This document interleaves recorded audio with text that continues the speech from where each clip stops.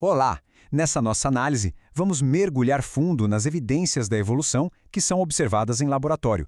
Mas não só isso, vamos também explorar as questões críticas sobre os limites desses processos. Até onde eles realmente nos levam? Para a gente organizar o pensamento, nossa conversa vai ser dividida em 4 momentos. Primeiro, vamos olhar para as evidências de laboratório. Depois, vamos analisar o que elas de fato demonstram. Em seguida, vamos discutir o problema da escala, ou seja, da complexidade. E por fim, vamos entender a diferença crucial entre inferência e demonstração. Então vamos começar pelo começo. Vamos direto para os exemplos concretos, aquilo que os cientistas conseguem observar e medir em seus experimentos de laboratório.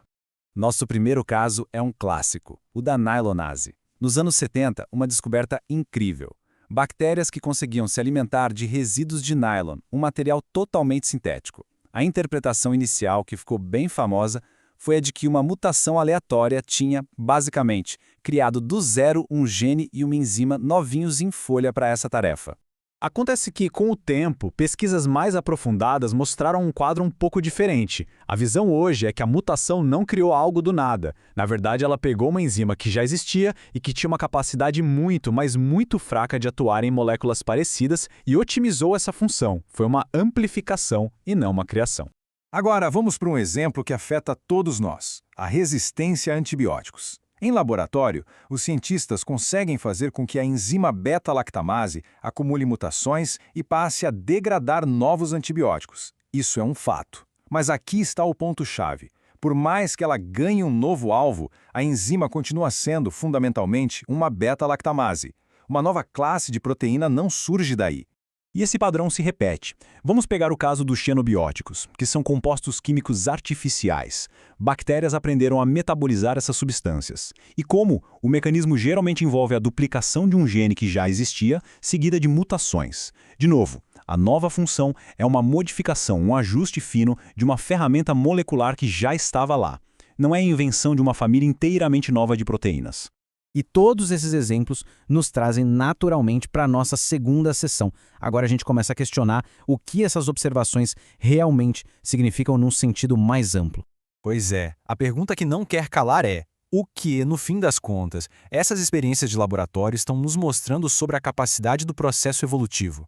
Essa tabela aqui resume muito bem a questão.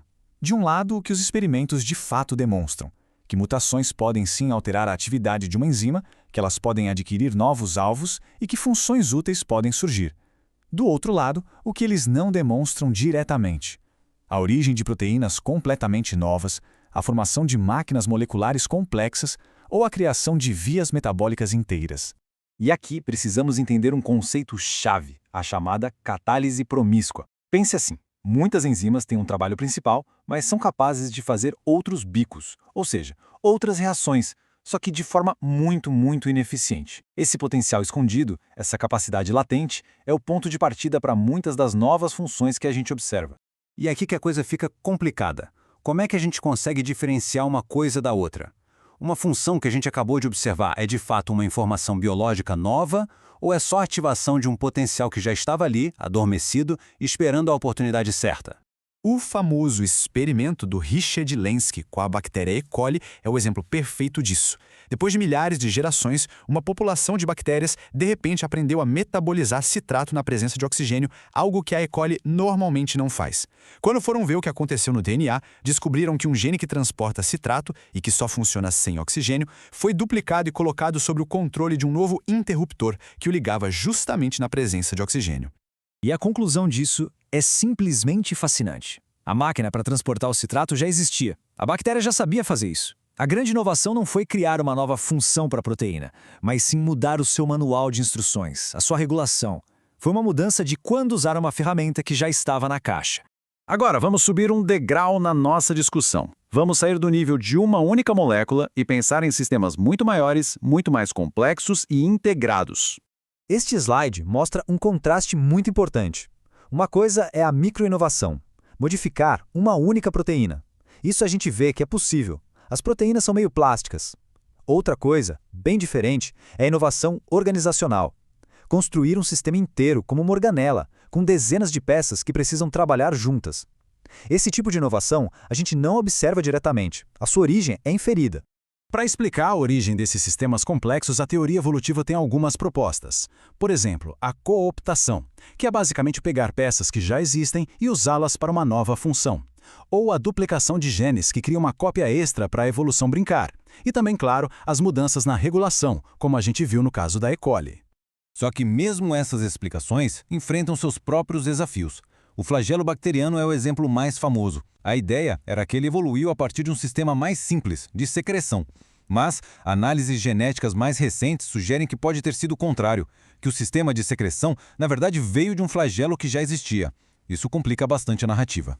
Com tudo isso em mente, a gente chega na nossa última sessão. Aqui, a discussão fica um pouco mais filosófica, sobre a natureza da própria ciência. Chegamos então a um ponto central de todo esse debate. A gente precisa saber diferenciar muito bem uma coisa da outra. Um mecanismo que a gente consegue observar acontecendo hoje e uma reconstrução histórica completa de eventos que aconteceram há milhões de anos. Essa tabela ajuda a visualizar a diferença. Processos como duplicação de genes, mutação, isso a gente observa o tempo todo em laboratório. Agora, a origem de sistemas supercomplexos ou de novos planos corporais, isso não é observado. É inferido com base nos processos que a gente observa. Então, como fica a situação hoje? Bem, a visão dominante na biologia é que esses mecanismos que conhecemos são, em princípio, suficientes para explicar toda a complexidade da vida. No entanto, o debate central continua.